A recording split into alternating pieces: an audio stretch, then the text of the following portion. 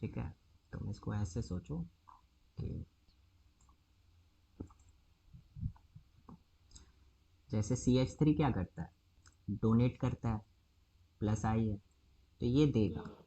अब मान ये दिया, ठीक है, इलेक्ट्रॉन दिया तो खुद के पास कमी होगा, लेकिन ये CH3 तो देगा, ठीक है, देखो हाईलाइटर का यूज़ कर रहा हाँ हूँ, ये तो देगा, ठीक है, बट ये भी तो देने वाला है, तो हाँ ये भी तो इसको देगा।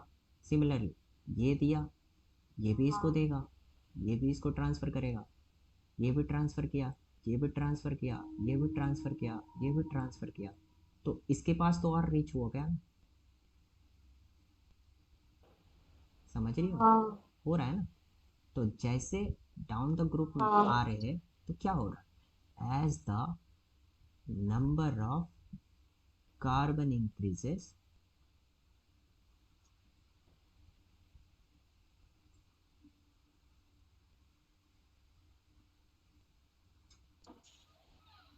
increases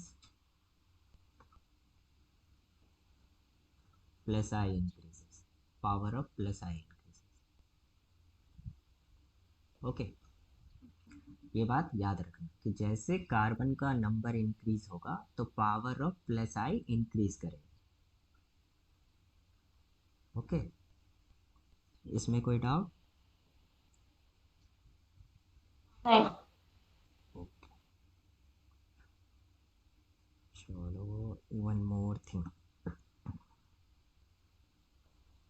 जैसे CH3, ठीक है, फिर से एक एग्जांपल ले, CH3, CH2, और क्या कह सकते हैं, हाँ, CH3, CH2, ठीक है, CH3, CH, CH तो नहीं पाते यहाँ, कहाँ ले आते हैं, CH2, better, CH3, CH3। Okay, अब बताओ जैसे डाउन द ग्रुप आएंगे तो क्या हो, प्लस आई का पावर इंक्रीज करेगा डिक्रीज करेगा, प्लस आई पावर,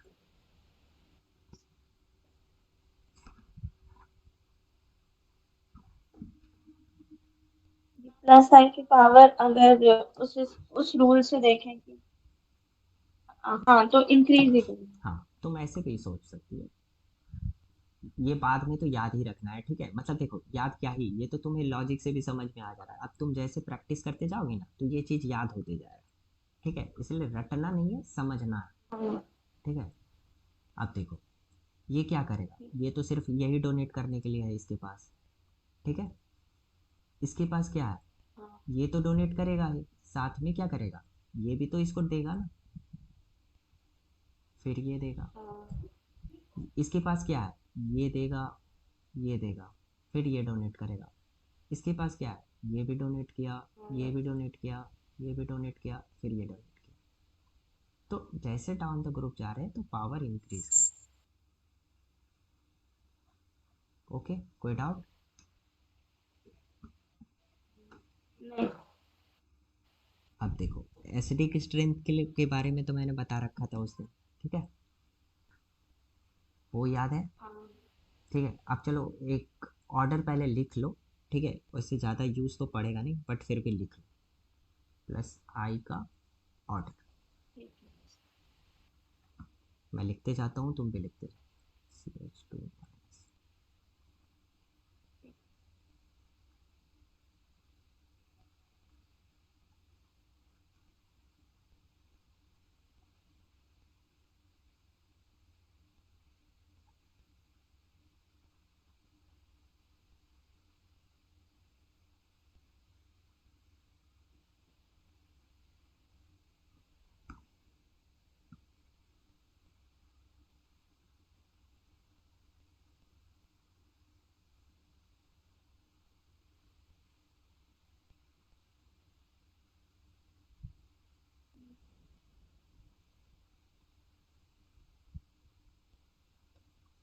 देखो अब इस ये लिख लिया, लिख लेना तो बता, एक मिनट बस। Okay okay. हाँ, हो गया। हाँ, एक और चीज़ लिखो, CI3 CD3 सी सी आई नहीं है, ये CT3 कार्बन का CH3। ओके ठीक है। अब ये तीनों के बारे में जानती हो क्या? ट्राइटियम, ड्यूटेरियम, हाइड्रोजन, क्या है ये तीन? सीटी। हाँ, वो तो हाइड्रोजन के वो हैं, क्या आइसोटॉप्स। कहते हैं, हाइड्रोजन के थ्री। हाँ, आइसोटॉप्स, आइसोटॉप। आइसोटॉप्स बोलते हैं ना, याद आ रहा है? हाँ। हाँ। आइसोटॉप्स क्या होता है? ऐसा चीज जिसका, इनका एटॉमिक नंबर हाँ बोलो बोलो, एटॉमिक, एटॉमिक नंबर सेम होता है और एटॉमिक मास डिफरेंट होता है। हाँ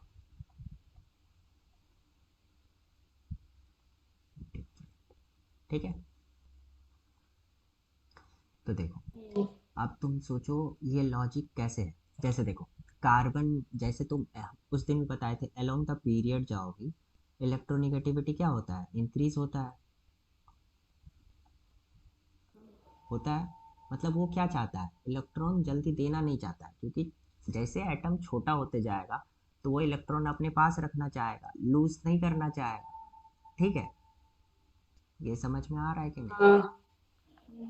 हाँ, ये समझ हाँ। आया ना समझ? हाँ। तो देखो, ये कार्बन है, कार्बन पे माइनस चार्ज, माइनस चार्ज वाला आइटम क्या करेगा, इसके ये तो इलेक्ट्रॉन रीच हुआ, ये चीज़ सबसे पहले समझ में आया कि इलेक्ट्रॉन रीच कैसे हुआ। नेगेटिव चार्ज है तो इलेक्ट्रॉन डेंसिटी ज़्यादा है इसके पास, तो ये दे सकता है, तो इससे तुम पता चल जाएगा कि ये प्लस आई। ठीक है। अब जैसे सोचो, सी, तुम ऐसे सोच सकती हो कि जैसे CH2 प्लस होता, मतलब क्या हो, इलेक्ट्रॉन डेफिशिएंट है ना, इसके पास कमी है इलेक्ट्रॉन का, हम्म। तो ये क्या चाहेगा, इलेक्ट्रॉन लेना चाहेगा। हाँ। ये चीज नहीं, इसके पास इलेक्ट्रॉन की कमी है, हाँ, तो लेना चाहेगा। समझ में आया ये चीज? अगर फास्ट लग रहा है तो बता दें। हाँ। नहीं नहीं, ठीक है। ये सबसे पहले प्लस आई का ही देखो, ये निगेटिव चार्ज है तो इसके पास इलेक्ट्रॉन बहुत ज़्यादा है, तो ये क्या करेगा, डोनेट करना चाहे। ठीक है, जब ये डोनेट करना चाहेगा तो इसको क्या कहेंगे कि ये प्लस आई, मतलब इलेक्ट्रॉन डोनेटर ग्रुप है, एक्सेप्टर नहीं, इलेक्ट्रॉन डोनेटर। ठीक है। अब देखो, कार्बन और नाइट्रोजन में से सबसे ज़्यादा इलेक्ट्रॉन निगेटिविटी किसका है, इलेक्ट्रोनिगेटिविटी किसका है, कार्बन का कि नाइट्रोजन का? कार्बन का। नाइट्रोजन का। तो आप बताओ, कार्बन जल्दी इलेक्ट्रॉन लूज कर देगा या नाइट्रोजन जल्दी इलेक्ट्रॉन लूज करेगा? इलेक्ट्रॉनिक मतलब क्या कहते हैं, इलेक्ट्रोनिक मतलब think, just shared think, pair electron का। आराम से सोचो।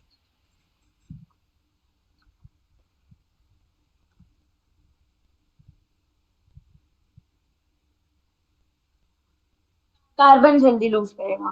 करेगा, क्योंकि नाइट्रोजन तो इलेक्ट्रॉन निगेटिविटी ज़्यादा है, तो मतलब वो बोलेगा ना भाई, मैं तो नहीं जाने दे रहा, मैं तो पकड़ के रखूंगा, मेरे से जो कम पावरफुल का इलेक्ट्रोनिगेटिव एटम है तू पहले वो लूज कर, जब मेरा चांस आएगा मैं बाद में करूंगा।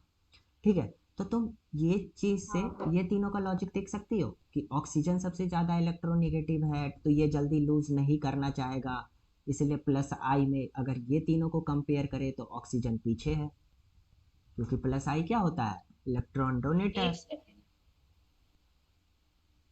हाँ। नहीं समझ में आया, मैं फिर से बता रहा हूँ, देखो, प्लस सबसे पहले समझो। नहीं, मैं समझ गई, बस मेरे को वो विजुअलाइज करना है, ओके करो, तो उसके लिए ओके आराम कि से, वो कैसे वो हुआ। ओके। देखो, हाँ, आप बताइए। देखो, ऑक्सीजन क्या है, छोटा एलिमेंट है सबसे छोटा, हाँ। अगर तुम एलॉन्ग द पीरियड जाओगे साइज भी डिक्रीज होता है। ठीक है।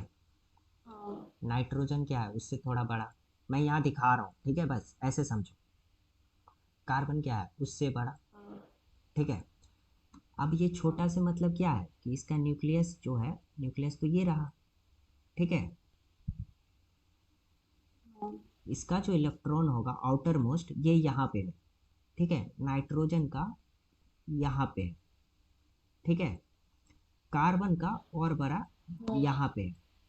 ठीक है, अब हाँ। बताओ कौन सा पहले लूज करेगा, ये पहले लूज करेगा कि ये पहले। कार्बन। कार्बन, क्योंकि देखो डिस्टेंस दूर है तो पावर क्या होगा, कम होगा।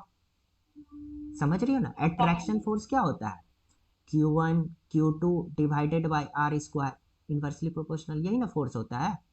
जैसे डिस्टेंस इंक्रीज करोगी फोर्स हाँ। डिक्रीज होगा।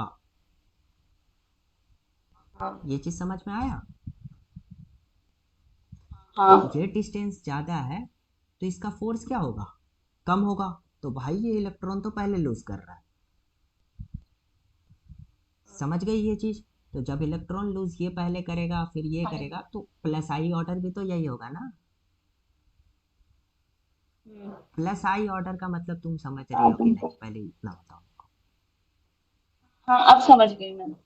अब तुम एकदम दिमाग क्लियर में हो। बस इतना रखो, प्लस आई का मतलब इलेक्ट्रॉन डोनेट करने वाला या फिर इलेक्ट्रॉन देने वाला। ठीक है, ठीक है। जो भी तुमको वर्ड इजी लगे उसको दिमाग में बैठा लो। प्लस आई का मतलब इलेक्ट्रॉन देने वाला। ठीक है, अब देखो उसके बाद यहाँ फिर, अब ये तीनों का कंपेयर हो गया। अब इधर देख सकती हो, इसको तुम बीच में ऐसे ले आते, देखो ये सब पहले एक्सपेरिमेंट करते हैं, फिर सीरीज बनाते हैं, फिर उसको लिख देते हैं, फिर बाद में उसका थियोरेटिकली एक्सप्लेनेशन लाते हैं। ठीक है, तो ये बीच में आया हुआ है, इसका लॉजिक का उतना डिफरेंस भी नहीं है, ये काम भी नहीं आएगा, जहाँ आएगा मैं बता दूंगा। ठीक है, अब देखो Cr3 CHR2 CH2R में डिफरेंस तुम मेरे को बता सकती हो, मैंने अभी पढ़ाया है जैसे।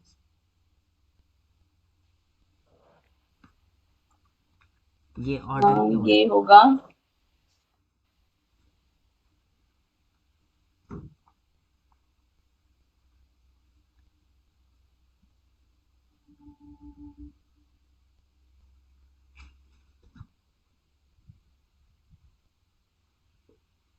हेलो। हाँ हाँ, ये समझ में आया तुम, या मैं बताऊं। क्या ये Cr3 CHR2 वाला। हाँ हाँ, हाँ, समझ में तो आया। मतलब ये ऐसे ही होगा ना, सी और फिर CH ब्रैकेट में उन दोनों पे ये 3 अप्लाई होगा।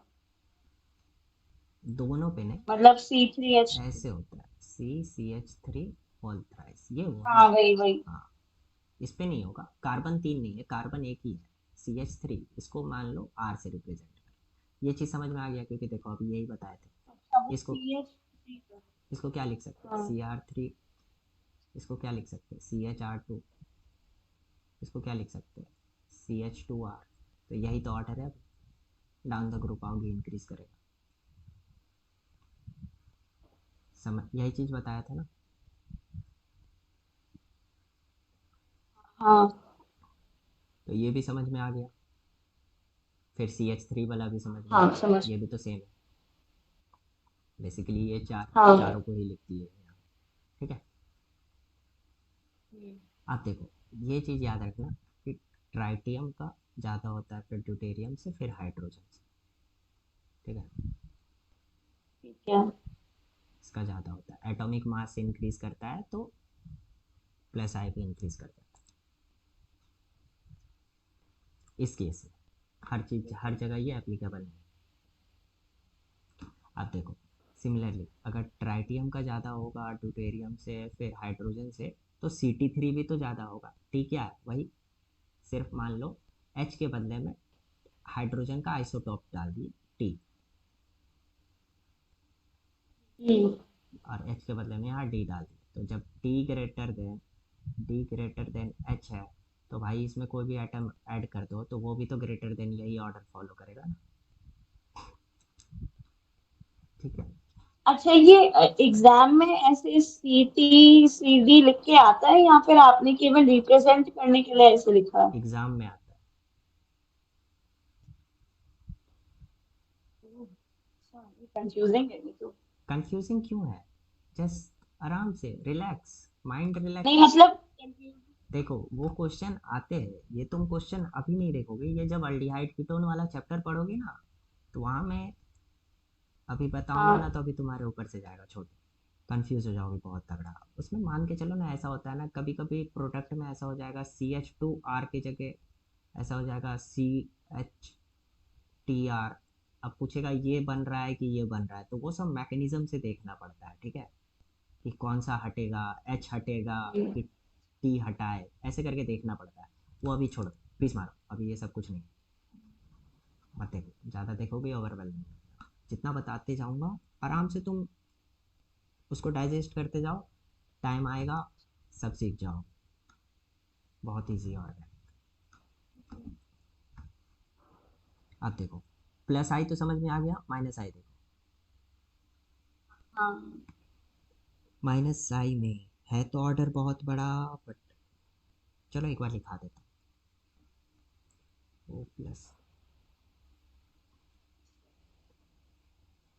याद मत रखना, ठीक है, जब तक जरूरी ना हो, क्वेश्चन ना करवाओ, तब तक मत याद रखना। बस लॉजिक जो बताया हो ना, वो लॉजिक याद रखना है, ऑर्डर मत याद रखना।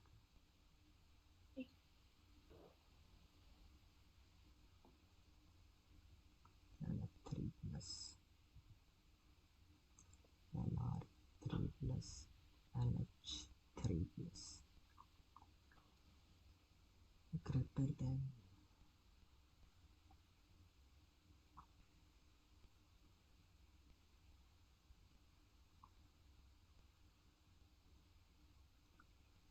नाइट्रोसाइनोसल्फो।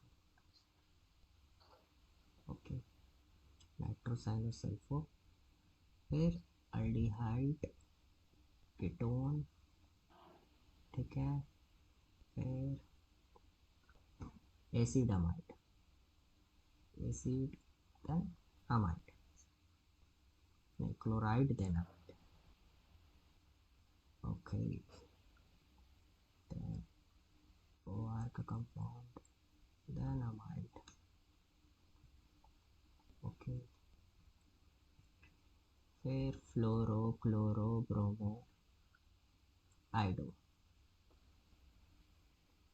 फिर oxy hydroxy amine alkyne P H alkene H. इसको लिखो। हाँ ठीक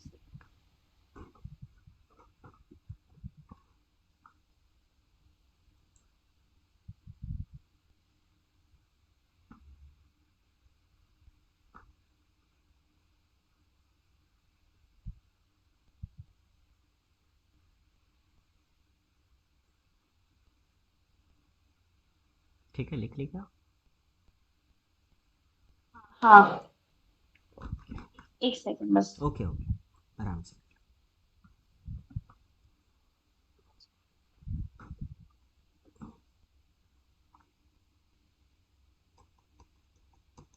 ये थर्ड लास्ट पे क्या लिखा है? C triple bond C H के बाद। पीएच, फिनाइल, ये अच्छा अच्छा। इसको फिनाइल बोलते हैं, ठीक है।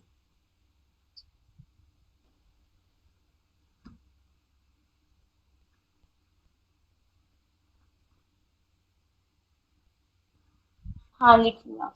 अब देखो, इसमें कुछ कुछ याद रखना, वो भी मैं बता रहा हूँ, वो इतना जगह आएगा ना कि तुम्हें याद हो जाएगा। अब देखो, पहला याद रखना है, पावरफुल में, माइनस आई में स्ट्रॉन्ग कौन कौन सा होता है, तो वो होता है नाइट्रो साइनो सल्फो, ये चीज़, ठीक है। बस अभी ऐसे याद रखो, अभी यहाँ बस तीन चीज़ याद रखो पॉइंट वाइज, कि थोड़ा स्ट्रॉन्ग में होता है nitro cyano sulpho, nitro cyano sulpho, ये बोलते बोलते याद हो जाएगा, नाइट्रो साइनो सल्फो, ठीक है।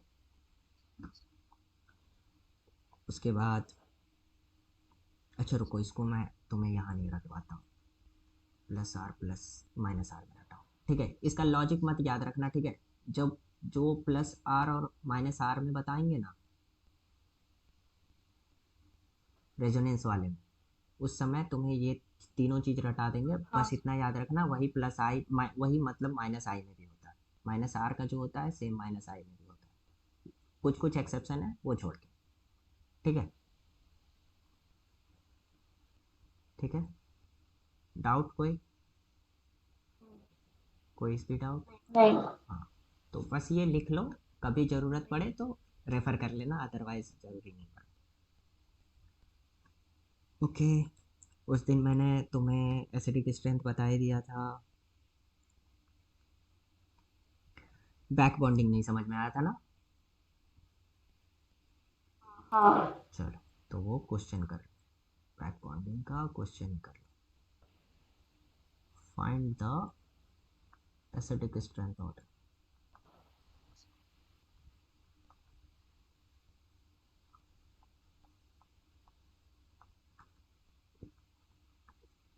दूसरा है CHCl3,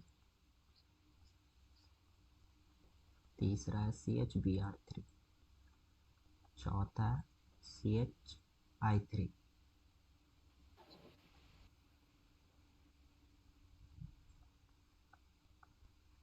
अब इसमें एसिडिक स्ट्रेंथ ऑर्डर बताओ।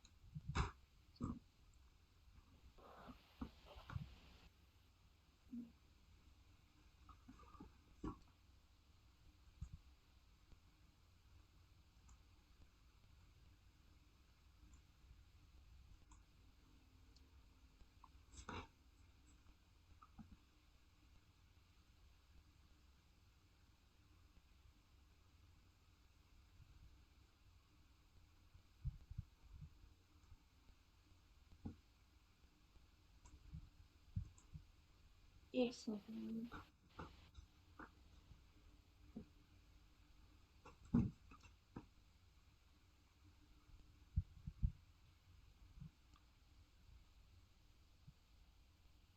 अम, अगर पीछे वाले उसके जो आपने जो लिखवाया है ट्रेंड, उसके हिसाब से बोला जाए तो CHFE3, फिर CHCl3, CHBr3 और CHI3 होगा। देखो, ट्रेंड को हटाओ, ठीक है। मैं ट्रेंड बस तुम्हें बोला ना, बस लिखा दिया हूँ, ठीक है। वो तुम्हें रेफर हर जगह नहीं करना है, तुम्हें लॉजिक से सोचना है। पहला स्टेप क्या होता है एसिडिक स्ट्रेंथ निकालने के लिए? अ, याद करो क्या बताया था।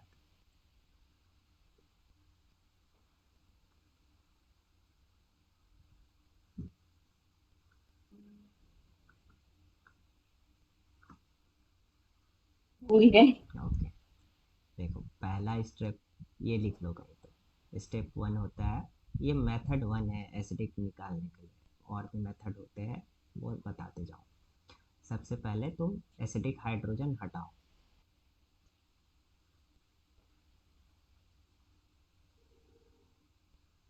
एसिडिक हाइड्रोजन को हटाओ। फिर स्टेप 2 है, ये जो भी बना है एनायन, जैसे यहाँ हटाओगे हाइड्रोजन को क्या बनेगा, CF3- बनेगा।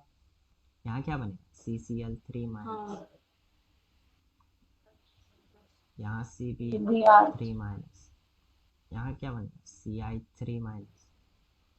तो बेसिकली स्टेप 2 है कि ये जो कार्बन आयन बना है, ये वर्ड याद रखो, कार्ब एनायन। एनायन क्यों बोले, तो निगेटिव चार्ज है इसीलिए कार्बन आयन। कार्बोकेटायन, कार्बोकेटायन का मतलब होता है कार्बन पे पॉजिटिव चार्ज, ठीक है। ये कार्बन वाले पे हम्म। पॉजिटिव चार्ज हो जाए तो कार्बोकेटायन बोलेंगे, ठीक है।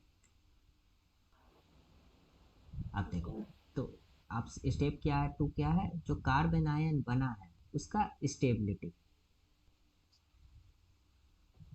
ठीक है। फिर स्टेप 3 क्या है, stability of carbon ion directly proportional to acidic strength. Okay, ठीक है।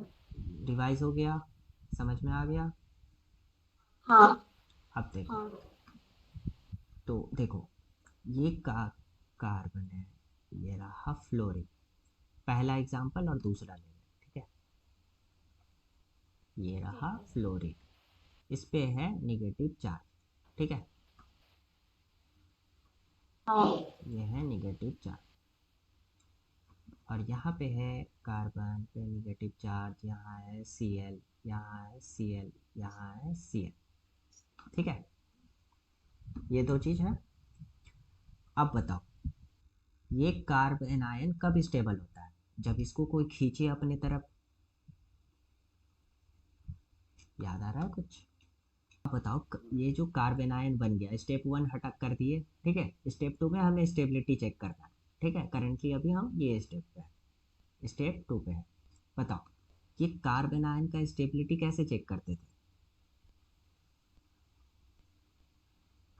खींचता, हाँ, अगर कोई नेगेटिव चार्ज को अपनी तरफ खींचेगा तो वो क्या होगा? याद आ रहा है कुछ? अगर इलेक्ट्रॉन डेंसिटी इस साइड है, कोई इलेक्ट्रॉन डिफिशिएंट, मतलब कोई अपने तरफ इस इलेक्ट्रॉन को खींचेगा तो यहाँ पूरा, प्लस आए। हाँ, प्लस आई वाला क्या करेगा? नहीं नहीं। हाँ, प्लस आई या माइनस आई? प्लस प्लस आई या माइनस आई? माइनस आई वाला, हाँ माइनस आई वाला खींचेगा। हाँ, तो ये माइनस आई है ना, ये सब तो FbCl। हाँ तो देखो, तो वही चीज़ है, फ्लोरीन क्या हाँ करेगा?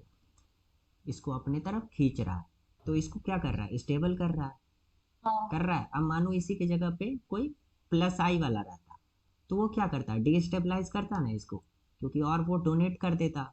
तो भाई कोई चीज़ में, कोई भी कंपाउंड स्टेबल कब होगा?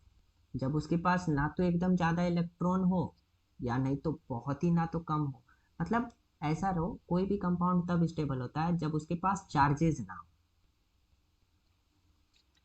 समझ में आ रहा है? ये हाँ बात समझ में आया?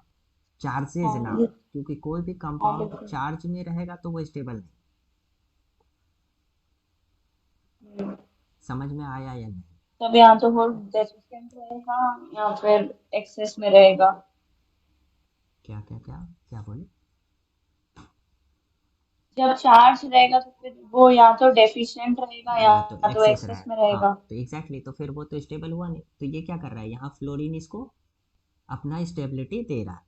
तो प्लस आई क्या मतलब, अगर तुम ऐसे देखोगी तो फ्लोरीन क्या कर रहा है? अपनी तरफ खींचेगा। क्लोरीन का उससे कम पावर है, क्योंकि डाउन द ग्रुप जाओगे इलेक्ट्रोनिगेटिविटी घटता है, याद है ना? डाउन द ग्रुप इलेक्ट्रोनिगेटिविटी हाँ डिक्रीजेज। तो फ्लोरीन क्या कर रहा है? अपनी तरफ इसको खींच रहा है, तो ये भी स्टेबल कर रहा है सबसे ज़्यादा। अगर तुम ऐसे देखोगे तो क्या होना चाहिए था? CHF3, फिर CHCl3। C H B R. ये होना चाहिए था, ठीक है। ये चीज़ इतना समझ में आया। हाँ हाँ लेकिन देखो, ऐसा होता नहीं है, क्यों? तो यहाँ कॉन्सेप्ट आता है बैक बॉन्डिंग का, ठीक है। अब देखो बैक बॉन्डिंग क्या होता है, तो तुम ध्यान से देखो, ये फ्लोरीन के पास वैकेंट d ऑर्बिटल है क्या? हाँ, हाँ। तो क्या पूछ रहे थे आप? मैं बोल रहा था, इतना तक समझ में आ गया? Vacant D orbital. हाँ, वैकेंट d ऑर्बिटल फ्लोरीन के हाँ पास वेकेंट डी ऑर्बिटल। है क्या? फ्लोरीन के पास वैकेंट d ऑर्बिटल? एक अच्छा, सेकेंड। एक बात बताओ, फ्लोरीन के पास वैकेंट d ऑर्बिटल है? एक सेकेंड। नहीं उसके पास डी ऑर्बिटल नहीं होगा। कैसे चेक करती है d ऑर्बिटल है या नहीं? वो क्योंकि उसका इलेक्ट्रॉनिक कॉन्फ़िगरेशन, ठीक। उसका वो होता है ना, क्या कहते हैं, 7। 9 होता है ना? फ्लोरीन 7 होता है, 9 होता है?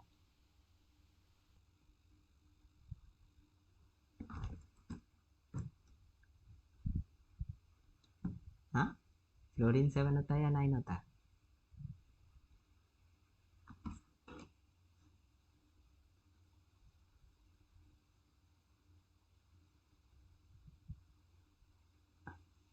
ऐसा होता है ना, 1s2 2s2 2p5, और क्लोरीन का क्या होता है? 1s2 2s2, इसमें बेसिकली 3 में रहता है। हेलो। हाँ हेलो। हाँ हाँ बोलो, आवाज़ नहीं आ रहा है क्या? हाँ, 9 होता है। नहीं नहीं, आ रहा था। Okay okay. तो ये तो इसका फ्लोरीन का। 1 मिनट के लिए गायब हुआ। Okay okay. ये क्लोरीन में क्या होता है, तो 3p5 होता है, ठीक है। तो हम्म, अब 3 सेल है तो ऑब्वियसली sp_d भी होना चाहिए, तब ना 3 सेल है। अगर ठीक ब्रोमीन होगा। का क्या होता है? Vitamin D orbital. 4p5 होता है ब्रोमीन का। ब्रोमीन तो इसके का पास क्या 4। होगा? sp_d, और इसके हाँ, पास 4। f सेल भी होगा। यही मतलब होता है ना सेल का, सेल नंबर का। हाँ 3 का मतलब 3 सेल। हाँ तो इसके हाँ पास वैकेंट डी ऑर्बिटल। आप देखो, इतना समझ में आया? मैं एकदम तोड़ तोड़ के बताऊंगा ताकि तुम्हें डाउट ना हो। हाँ। अब देखो, ये जो इलेक्ट्रॉन,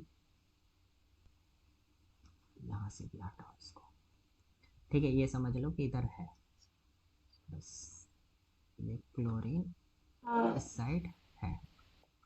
तो ये जो निगेटिव चार्ज है मैं उसको ऐसे दिखा रहा हूँ ऑर्बिटल, ठीक है। इसके पास है, क्लोरीन के पास वैकेंट डी ऑर्बिटल। हम्म, तो अगर ये खाली है तो ये क्या करेगा? डोनेट कर देना चाहेगा ना इसको, हाँ। करना चाहेगा, हाँ या ना? अगर ये खाली है खाली है तो करना करना चाहिए। चाहेगा। तो इसका मतलब क्या हो गया कि ऑब्वियसली चलो, -I की वजह से क्लोरीन का मान सकते हैं कि चलो ठीक है, इसका इलेक्ट्रोनेगेटिविटी कम है तो ये ज़्यादा अपनी तरफ अट्रैक्ट नहीं कर पा रहा। लेकिन क्लोरीन के पास वैकेंट डी ऑर्बिटल है, इस वजह से ये इलेक्ट्रॉन डेंसिटी को अपने वैकेंट डी ऑर्बिटल में ट्रांसफ़र करके इस कंपाउंड को स्टेबल बना रहा है। इसका मतलब क्या हो गया? इस वजह से हम्म, अगर ये बहुत ज़्यादा स्टेबल हो गया तो ऑब्वियसली क्या हो गया? इसका एसिडिक स्ट्रेंथ इंक्रीज कर गया, ठीक है। और तो ये बी आर और आई के पास। हाँ, आप बता रहे एग्जैक्टली। देखो, कार्बन का क्या होता है? 2 में होता है, और इसका किस में, क्लोरीन का होता है 3 में होता है, ठीक है। ब्रोमीन क्या है? 4 में है, कार्बन किस में है? 2 में। आई किस में है? 5 में। इसमें कार्बन क्या है? 2। ये समझ रही है मैं क्या लिख रहा हूँ? डी ऑर्बिटल किसका खाली? हाँ हाँ, वो शेल्स लिखा हाँ, है। सेल नंबर किसका खाली? तो देखो, कोई हाँ भी बैक बॉन्डिंग तभी पॉसिबल है जब एक एडजेसेंट ऊपर हो, जस्ट एक। अगर 2 में है तो वो 3 में डोनेट कर सकता है, तो 4 में नहीं कर पाएगा।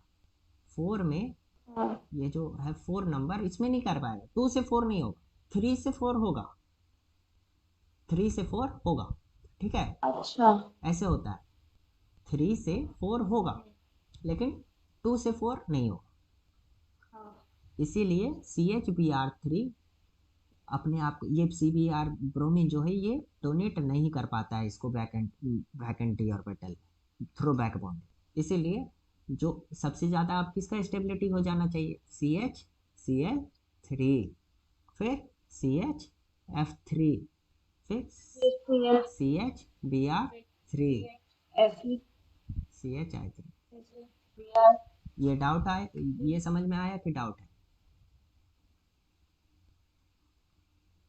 नहीं, समझ में आ गया। अब कोई बैक बॉन्डिंग में प्रॉब्लम?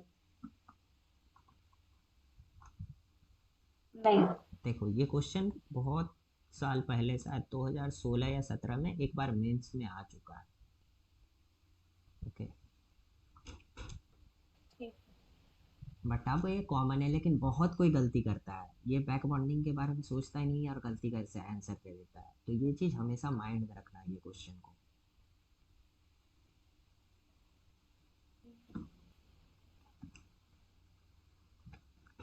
बैक बॉन्डिंग वाला समझ में आ गया तुम्हें? एसिडिक स्ट्रेंथ मैंने बता रखा है। हाँ ओके ओके। एसपी वाला एडवांस वाला क्वेश्चन उस दिन समझ में आया था, परसेंटेज एस कैरेक्टर। हाँ, एस कैरेक्टर मैंने पढ़ा हुआ है तो मुझे समझ में आ गया था। Okay okay. चलो ये बताऊं कि ना बताऊं? चलो ट्राई करते हैं। एसिटिक स्ट्रेंथ ऑर्डर बताना।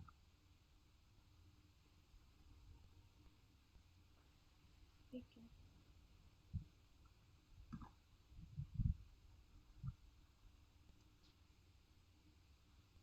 फॉर्मिक एसिड का फॉर्मूला बताऊं? फॉर्मिक एसिड का pH. Formic acid and benzoic acid में से कौन ज़्यादा, किसका ज़्यादा एसिटिक स्ट्रेंथ? फॉर्मिक एसिड का CH CO3 था। ये फॉर्मिक है। फॉर्मिक एसिड होता है HCOOH। बेंजोइक एसिड बताओ, याद रखना ये सब नाम। ये नहीं यार, ये तो देखो, बेंजोइक एसिड होता है PHCOOH।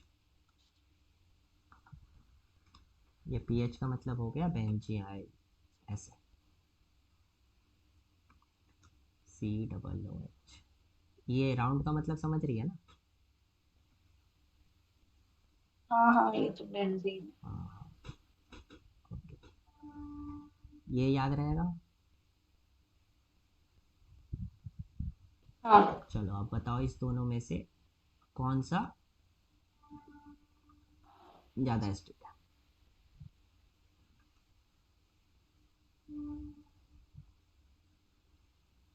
एक सेकेंड।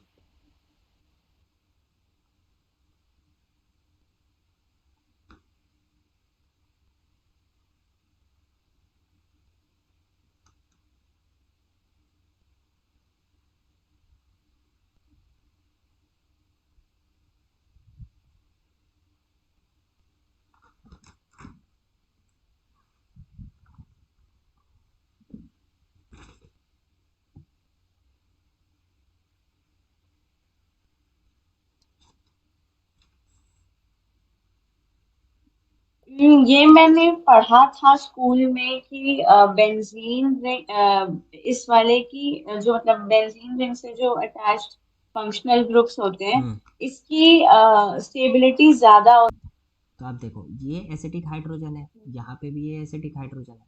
तो आप देखो ये लोन पेयर है। थोड़ा सा डिलोकलाइजेशन यहाँ बताएंगे, समझना। ठीक है, जैसे ये ऐसे ट्रांसफ़र किए और इसको यहाँ ट्रांसफ़र किए, तो यहाँ डेल्टा पॉजिटिव चार्ज आएगा। ओवरवेल मत होना, आगे समझ में आएगा। अभी बस इतना सोचो कि ये डिलोकलाइजेशन, कभी कंजुगेशन पढ़ी हो, रेजोनेंस स्ट्रक्चर। हाँ तो बस ऐसे देखो। हाँ हाँ। तो जब उसी टाइप से देखो कि अगर ये लोन पेयर को यहाँ ऐसे डबल बॉन्ड बनाते हैं और फिर इसको हटाते हैं, क्योंकि अगर ये हाँ यहाँ रहेगा तो 5 बॉन्ड बन जाएगा, तो एक को तो ब्रेक करना होगा ना। तो यहाँ डेल्टा पॉजिटिव चार्ज थोड़ा हाँ आएगा। हाँ। ठीक है, सिमिलरली यहाँ से इसको डेल्टा पॉजिटिव। डेल्टा पॉजिटिव मतलब कमी होगा ना। जैसे ये यहाँ आया, यहाँ से ये जो हटेगा, आप बताओ, कार्बन है, कार्बन, ठीक है, ये दोनों से मिलके एक बॉन्ड बना हुआ है। ठीक है, अगर तुम इसको हाँ इधर ला रही हो तो मतलब ये इलेक्ट्रॉन जो है इसका फ्री वाला, इसका अपना एटम, ये तो इसको डोनेट कर रही हो ना, तो इसके हाँ पास कमी होगा ना, इसके पास ज़्यादा होगा ना। हाँ।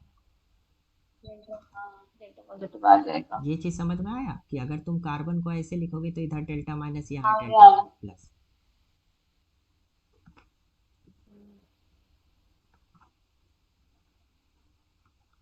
ये चीज़ हुआ। ठीक है। तो देखो, सिमिलरली इस साइड भी क्या किए, यही काम किए। ये यहाँ डिलोकलाइज हुआ, ये ऊपर गया, तो यहाँ डेल्टा पॉजिटिव आ गया। अब देखो, अब मेरा हाँ वर्ड एक एक चीज़ बहुत आराम से सुनना, मैं भी धीरे बोलूँगा। जितना ज़्यादा यहाँ पे डेल्टा पॉजिटिव होगा उतना इजीली हाइड्रोजन लूज करेगा।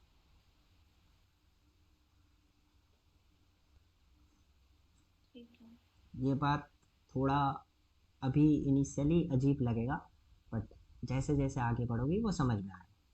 क्योंकि देखो, कोई बॉन्ड को ब्रेक करने के लिए क्या चाहिए, अगर यहाँ पॉजिटिव चार्ज ज़्यादा है तो इसको तो ब्रेक करना इजी हो जाएगा ना। नहीं समझ आया? Positive charge. छोड़ो, इसको डीप में मत जाओ, तुम बस नहीं। इतना याद रखना। अभी बता रहे हो, समय आएगा तुम डाइजेस्ट कर लो, बस इतना सोचो। यहाँ जितना ज़्यादा पॉजिटिव चार्ज होगा ये हाइड्रोजन उतना इजीली रिमूव होगा। अगर ये हाइड्रोजन बहुत इजीली रिमूव हो रहा है तो इसका एसिडिक स्ट्रेंथ कंपाउंड का बहुत ज़्यादा है। एसिडिक स्ट्रेंथ मतलब क्या होता है? अच्छा। हाइड्रोजन का निकलना। हमें तो वही देखना है ना, ये कॉन्सेप्ट तो कभी नहीं हाँ। बदलेगा। ये तो उसमें भी चेक कर रहे थे, मेथड वन में भी, कि पहले हाइड्रोजन ही निकाल देते थे फिर स्टेबिलिटी चेक करते थे। क्योंकि देखो, जब तुम हाइड्रोजन पहले ही निकाल दो उसके बाद स्टेबिलिटी चेक करो, अगर वो स्टेबल हो गया कंपाउंड तो इसका मतलब, हम मानो मेरे पास 10 रुपया था, ठीक है, मैंने 5 रुपये दे दिए किसी को, लेकिन अंटे 5 रुपये देने के बाद मेरे पास 5 बचा, लेकिन अभी भी मैं स्टेबल हूँ, 5 रुपये में मैं अपना मंथली चला पाऊंगा, ठीक है, तो स्टिल मैं कहूँगा ना कि मैं स्टेबल हूँ, मैं इजिली 5 रुपये किसी को दे सकता हूँ। ठीक है, ये चीज़ समझ में आया? अब मानो हम्म। किसी बंदे के पास 5 रुपये है, वो 5 रुपये किसी को दे रहा है, 5 रुपये दे दिया तो उसके पास कितना बचा? 0। तो वो अपना मंथली तो नहीं चला पाएगा ना, तो वो डीस्टेबलाइज हो गया। ये बात कॉन्सेप्ट समझ में आ रहा है कि अगर ये हाइड्रोजन रिलीज कर दे, हाँ। ये कॉन्सेप्ट समझ में हाँ। आ गया? एक्सप्लेन फिर से तो ना करूं? नहीं समझ में आ गया। ओके, तो देखो, अगर वही चीज़ है, ये हाइड्रोजन उतना इजीली कब रिलीज होगा? जब यहाँ डेल्टा पॉजिटिव बहुत ज़्यादा हो, इलेक्ट्रॉन का डिफिशियंट हो जाए बहुत तगड़ा ये, हाँ। तब होगा। सिंपल, अभी इतना याद रखना कि यहाँ डेल्टा पॉजिटिव ज़्यादा हो तो ये हाइड्रोजन रिलीज कर देगा इजीली, अगर ये इजीली रिलीज कर दिया तो एसिडिक स्ट्रेंथ ज़्यादा है। ठीक है, अब देखो, एच क्या है? एच का डोनेटिंग पावर ज़्यादा होता है कि पीएच का डोनेटिंग पावर ज़्यादा होता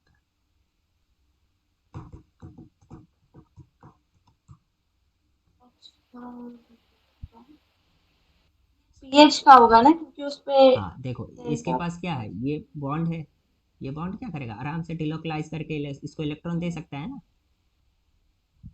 ये मतलब बॉन्ड ऐसे हाँ। जाके ऐसे हो सकता है, जैसे अभी क्या किए, ये लोन पेयर ऐसे बन गया ना यहाँ बॉन्ड। तो ऐसा भी तो हो सकता है कि अगर हाँ। हम इस लोन पेयर को ऐसे बॉन्ड बना सकते हैं और इसको ऊपर कर सकते हैं, तो ऐसा भी तो हो सकता है कि इसको बैक करके फिर से हम इसको, ये बॉन्ड को तोड़ के ये negative charge latte, lone pair latte, kind of कर हाँ। सकते हैं ना, क्योंकि डेल्टा पॉजिटिव तो अनटिल अभी रहेगा। हम्म। तो उसी टाइप से हाँ। इस बॉन्ड को क्या होगा, ये डिलोकलाइजेशन का कॉन्सेप्ट है कि ये अपना बॉन्ड को, पाई बॉन्ड को डोनेट करके यहाँ डिलोकलाइज होके इसको इलेक्ट्रॉन डिफिशियंट को कम कर देता है। ठीक है, समझ में आया? हाँ। ये डोनेट करके, अब सोचो, अगर पीएच डोनेट कर देगा तो इसके पास इलेक्ट्रॉन का कमी कम हो जाएगा ना, इसको तो मिल गया, मिल गया, हाँ या नहीं? हम्म। तो ये एच को उतना इजीली रिलीज नहीं करेगा, जबकि इसके पास ऐसा कोई डोनेट करने के लिए है ही नहीं, एच का बहुत कम होता है, सबसे लिस्ट होता है एच का डोनेटिंग पावर, एच का डोनेटिंग लिस्ट होता है, याद रखना। लीस्ट। हाँ, सबसे कम एच का डोनेटिंग पावर लिस्ट होता है।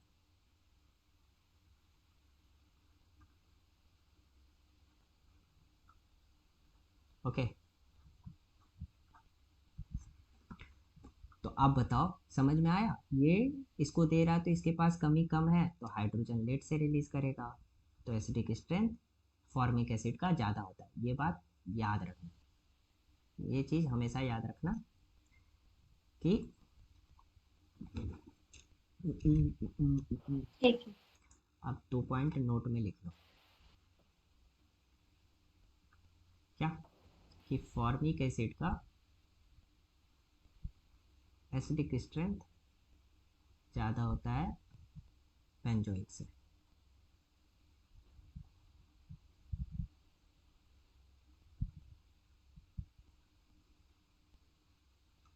ये एसिडिक स्ट्रेंथ का है, ठीक है। एक और पॉइंट लिख लो कि ऑल अल्कोहल्स, जितना भी alcohols are less acidic than water, ठीक है। जैसे बता रहे accept methyl alcohol एमईओएच।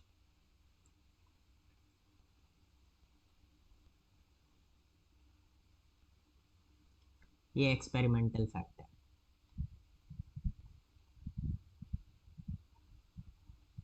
Experimental fact है कि जितना भी अल्कोहल्स होते हैं सबका एसिडिक, वो जो होता है एसिडिक स्ट्रेंथ वो होता है वाटर से कम। जैसे ETOH इथाइल अल्कोहल, CH3CH2OH, ये क्या हो गया, ETOH इसी को बोलते हैं ना, ये इथाइल ग्रुप हुआ, इथाइल अल्कोहल। इसका एसिडिक स्ट्रेंथ H2O से कम होगा, ठीक है। लेकिन मिथाइल अल्कोहल का एसिडिक स्ट्रेंथ वाटर से ज़्यादा होता है। जबकि तुम इसका लॉजिक सोच सकती हो, अपोजिट होना चाहिए था, होना चाहिए था कि नहीं? सोचो कैसे, बताओ मेरे को। CH3 मेथड वन लगाओ आराम से। नहीं, मतलब CH3 वाला तो समझ में आ गया। H2O की ये क्या कहते हैं, स्टेबिलिटी कैसे देखे, मतलब वो H2O में मेथड वन कैसे लगाया वो नहीं समझ। सिंपल सिंपल, देखो आराम, बहुत सी। CH3OH पहले लिखना, लिख लो, ऐसे लिख लो। जब तुम्हें इनिशियली है ना, इनिशियली चुपचाप से ऐसे लिख लो, ये है, ठीक है। दूसरे में क्या है, H2O है, तो इसको ऐसे लिख लो ना, HOH, लिख सकती हो। हाँ वैसे। तो हाइड्रोजन हटाओ, ये हाइड्रोजन हटाओ, यहाँ से हाइड्रोजन हटाओ, तो क्या होगा, CH3O-, यहाँ क्या हो गया, HO-। अब देखो ये क्या करेगा, CH3 क्या है, प्लस आई किसका ज़्यादा होता है, प्लस आई किसका ज़्यादा होता है, आर का ज़्यादा होता है या फिर एच का ज़्यादा होता है, लॉजिकली सोचो। R का ज्यादा होगा। हाँ, क्योंकि ये तो डोनेट करेगा, तो ये डोनेट करेगा तो इसको डीएस्टेबलाइज करेगा, करेगा, हाँ या ना।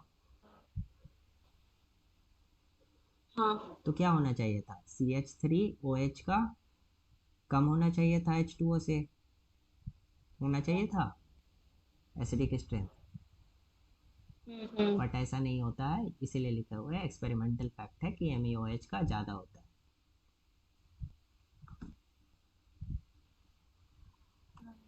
ठीक है। जो एक्सेप्शन है एक दो वो तो याद रखना होगा उसमें। मैं बस यही है कि लॉजिक बता के तुम्हें ये कर सकता हूँ कि ये होना चाहिए था बट ऐसा नहीं होता, इस टाइप से याद रख सकते हो, ठीक है। अब मैं पहले तुम्हें बताता हूँ कंजुगेशन, उसके बाद बताऊँगा एक बेसिक स्ट्रेंथ पे अच्छा सा क्वेश्चन। अभी चलो स्टार्ट करते हैं कंजुगेशन। क्या क्या जानती हो कंजुगेशन के बारे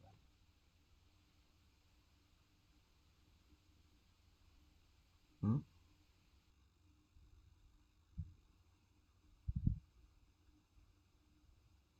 हेलो। रेजोनेंस याद था, कॉन्जुगेशन तो भूल गए। रेजोनेंस याद है, कंजुगेशन भूल गई, तो रेजोनेंस, हेलो। हाँ हाँ हाँ, रेजोनेंस क्या होता है? हाँ भी भूल गए। प्लीज है, कोई नहीं,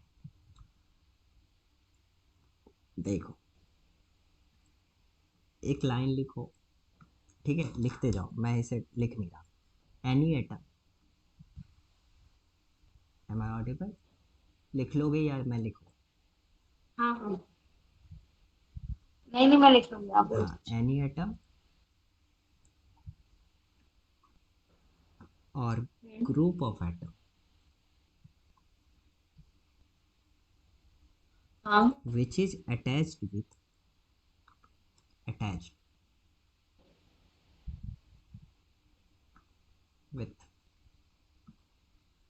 हाँ।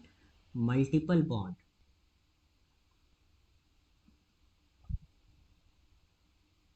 Bonds. by a single bond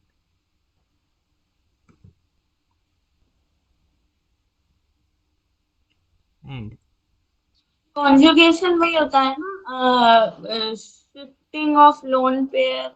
अरे। हाँ हाँ बता रहे, इसका बहुत सारा पार्ट है, रुको बता रहे। And on that atom, just के लाइन लिखो ना, मैं एक्सप्लेन करता हूँ अच्छे से। There must be either positive charge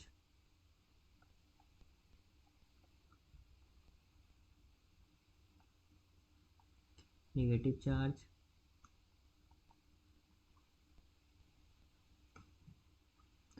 lone pair pi bond और odd electron। और इलेक्ट्रॉन। हाँ, नहीं सुनी हो? नहीं। Okay, should be present। और इलेक्ट्रॉन तो मतलब वही कि 7 या ऐसा कोई। ओके, प्रैक्टिकल दिखाता हूँ ना उसका, एप्लीकेशन है बहुत सारे odd electron के। then that compound is called conjugated compound।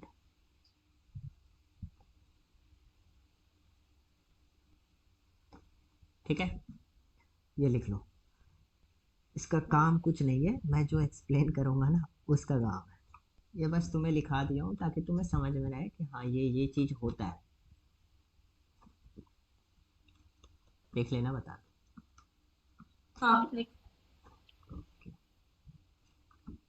देखो क्या कह रहा है, जैसे एग्जांपल देखो, CH2 double bond CH,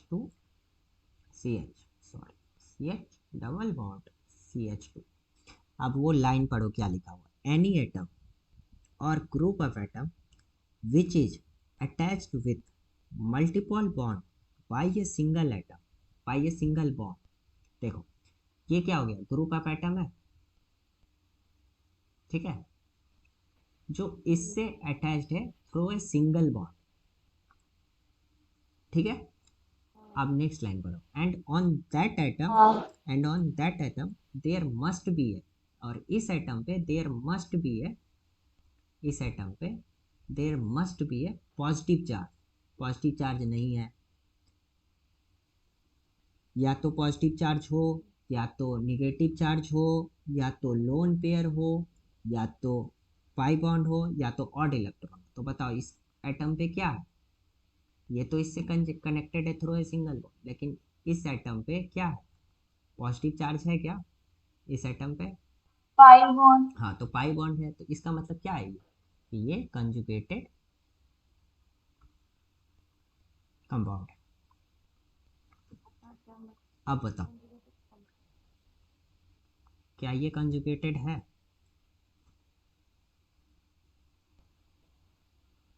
C H रुक जाओ रुक टू जाओ रुक जाओ। C H. हम्म,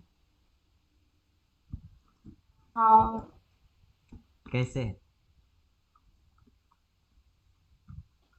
CH2CH, वो जो है वो NH2 से NH2 से कनेक्टेड है, एक सिंगल बॉन्ड के थ्रू। हम्म, और उस पे लोन पेयर है N पे। ठीक है, और एग्जांपल देखो, ये एग्जांपल में लिख लो। CH2CH, क्या ये है?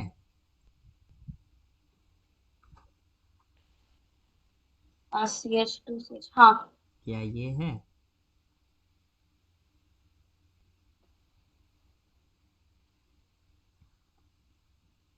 हाँ। ओके, ठीक है। अब देखो जो तुमने ऑर्डर, ये है।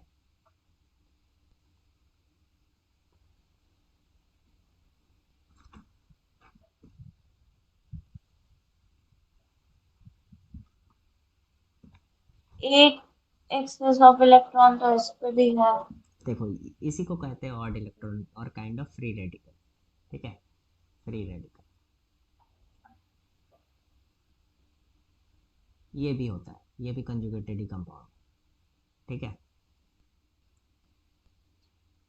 एक मिनट में लिख रही हूँ। हाँ जी।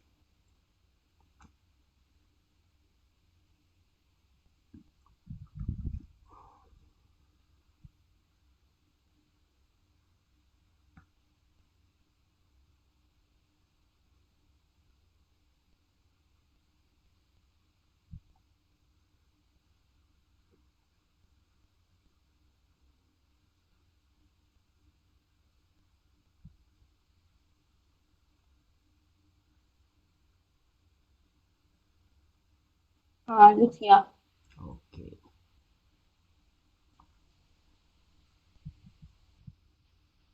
हेलो। हाँ हाँ, ओके ओके, मेरी आवाज़ नहीं जा रही क्या? नहीं नहीं, आ रही आ रही। ओके। अब देखो, इसी में मैं बता रहा हूँ टाइप्स ऑफ कंजुगेशन, कितना टाइप्स का कंजुगेशन हो सकता है। ये जो है ये पहला टाइप से है। ये कौन सा टाइप से है? तो इसमें क्या क्या कंजुगेशन में है, देखो ये पाई बॉन्ड इससे कंजुगेशन में है, pi bond, pi bond conjugation. ये चीज़ समझ में आया? हाँ। ये यहाँ क्या है, बेसिकली देखो, अगर किसी भी जगह पे ना ऐसा दिखे, एक डबल बॉन्ड फिर कार्बन फिर कार्बन फिर डबल बॉन्ड, तो समझ जाओ ये कंजुगेशन है। Pi bond double, double bond single ठीक है। बॉन्ड डबल बॉन्ड, तो कंजुगेशन। यहाँ पे क्या है, ये पाई बॉन्ड और ये लोन पेयर कंजुगेशन में दिख रहा है, ये पाई बॉन्ड और ये लोन पेयर हम्म, दिख रहा है, हाँ। क्योंकि ठीक है, तो ये इसका नाम होता है pi bond lone pair conjugation. ये क्या है, pi bond positive charge conjugation. ये क्या है, pi bond negative charge conjugation. ये क्या है, pi bond odd electron conjugation, ठीक है। ये 5 टाइप के होते हैं, ठीक है। अब तुम्हें मैं और एग्जांपल देता हूँ ताकि तुम्हारा पूरा क्लियर हो जाए कॉन्जुगेशंस, और इसके बाद फिर रेजोनेटिंग स्ट्रक्चर बताऊंगा जो कल बताऊंगा, क्योंकि टाइम ज़्यादा हो जाएगा।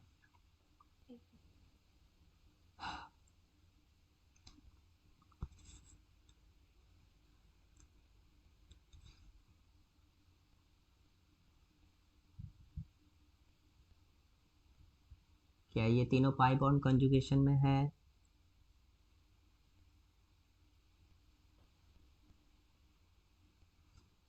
ये तीनों पाई बॉन्ड, हाँ single bond double bond single bond double bond हाँ, ऐसे। ठीक है, बताओ।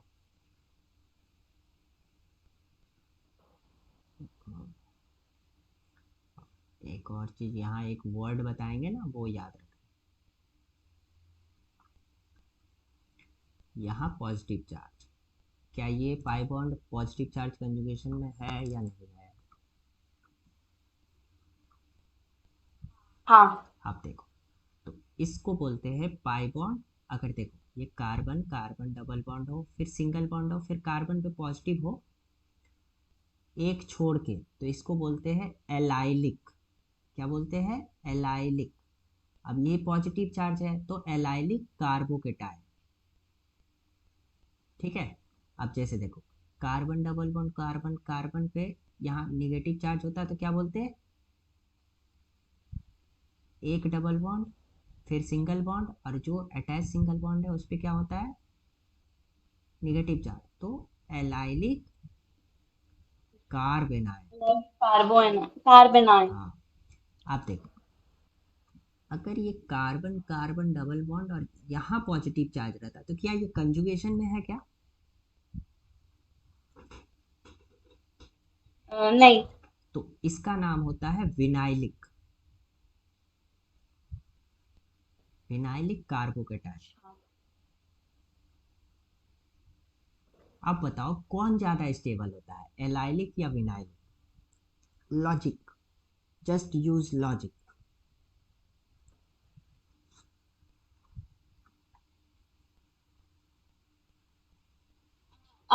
एलाइलिक ज्यादा स्टेबल होगा, हाँ सही है, क्योंकि देखो क्या होगा, जो, क्योंकि विनाइल वाला तो दे नहीं पाएगा इलेक्ट्रॉन। हाँ देखो, बेसिकली अगर हमें स्टेबिलिटी देखना है तो क्या करना है, इसका पॉजिटिव चार्ज को कम करना पड़ेगा, मतलब इसे कहीं से इलेक्ट्रॉन मिल जाए ताकि ये स्टेबल हो जाए। हाँ तो देखो, ऑब्वियस सी हाँ। बात है, ये पाई बॉन्ड है तो इसके पास इलेक्ट्रॉन है, ये क्या करेगा, ये लो कंजुगेशन से डोनेट कर दिया। तो बेसिकली यहाँ जब रेजोनेंस हाँ बनाओगी तो सही। ऐसे बनेगा, ठीक है, डेल्टा पॉजिटिव। अब तो बताओ, यहाँ डेल्टा पॉजिटिव यहाँ नहीं आएगा, ठीक है।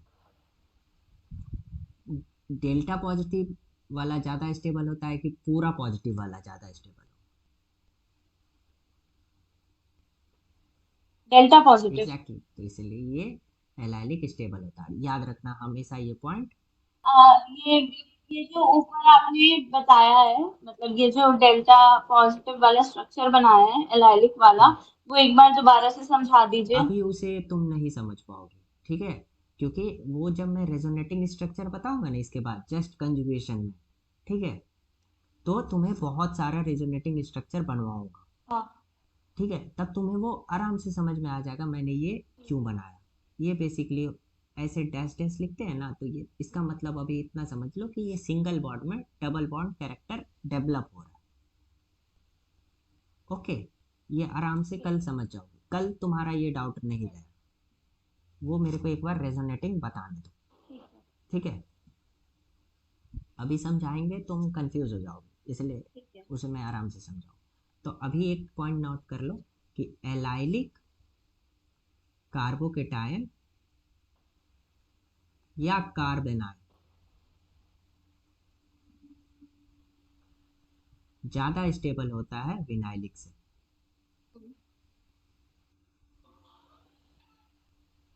अच्छा।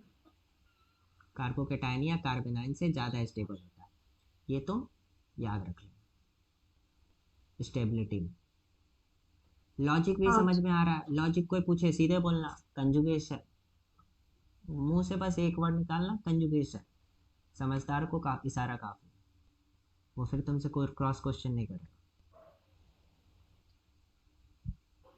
ओके, अब यहाँ पे ये लिख भी लो कि विनाइलिक कैसा दिखता है, तो ऐसा दिखता है सेम, जहाँ पे जो एटम पे डबल बॉन्ड कनेक्टेड है उसी पे पॉजिटिव चार्ज, या तो जो एटम कनेक्टेड है उसी पे नेगेटिव चार्ज, ये क्या हो जाएगा, कार्बोकेटायन, और ये क्या हो जाएगा, कार्बेनाइल, विनाइल, सेम रहे तो विनाइल। हाँ। डिफरेंस पता कर पाओगे ना अब कि एलाइलिक कौन सा हुआ विनाइलिक कौन सा हुआ, सिंपल सा फंडा, कार्बन डबल बॉन्ड कार्बन, फिर डबल बॉन्ड होना चाहिए सिंगल बॉन्ड होना चाहिए, फिर ये कार्बन पे पॉजिटिव है तो allylic, carbon double bond carbon अगर उस पे पॉजिटिव है जिस पे वो डबल बॉन्ड बना हुआ है उसी पे पॉजिटिव है तो ये विनाइल, और ये एलाइल। समझ गई, ये आगे बहुत आएगा और ये टर्म मैं बहुत यूज करूंगा,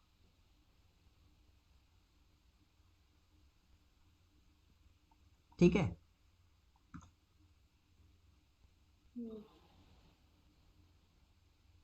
ओके, सम more questions.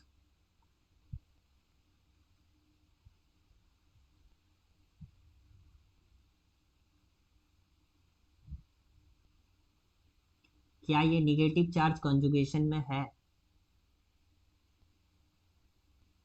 Double bond single bond. हाँ। ओके, इसका नाम क्या होगा? Allylic carbonyl. ओके ठीक है। ये एक के वजह से तुम एलाइलिक बोल रही है ना, लेकिन याद रखो, जब भी बेंजीन रिंग आ जाए तो उसे बेंजाइलिक बोलेंगे। अगर कार्बन ऐसे ऐसे रहता तो एलाइलिक बोलते। अगर यहाँ इसको हटा के कुछ भी बेंजीन आ जाए तो उसका बस एक नाम है बेंजाइलिक। जनरली बुक बुक में बेंजाइलिक यूज रहेगा। कॉन्सेप्ट समझ में आना चाहिए, ठीक है। ठीक है। पीएच को कभी भी ना बुक वाले बेंजीन बेंजाइल ही लिखते हैं, इसीलिए बेंजाइलिक सब कोई बोलता है, ठीक है। ठीक है। अभी थोड़ा ओवरवेलमिंग ये सब लगेगा कि कितने सारे टर्म्स है, बट अभी जैसे तुम बोल तो रहा हूँ, जियो से एक बार अच्छे से कमांड कर लोगे ना तो आगे बहुत इजी हो जाएगा। ओके। अच्छा मेरे को ये बताओ, ये कंपाउंड के बारे में जानती हो क्या? नाम बता सकती हो इस कंपाउंड का? फिनॉल। Okay, nice. क्या इसका लोन पेयर कंजुगेशन में है?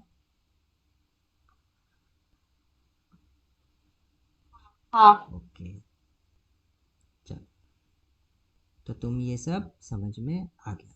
अब कल मैं बताऊंगा तुम्हें रेजोनेटिंग स्ट्रक्चर, तुम ये सब लिख लियो ना। हाँ, मोस्टली लिख लिया है चीजें। ठीक है,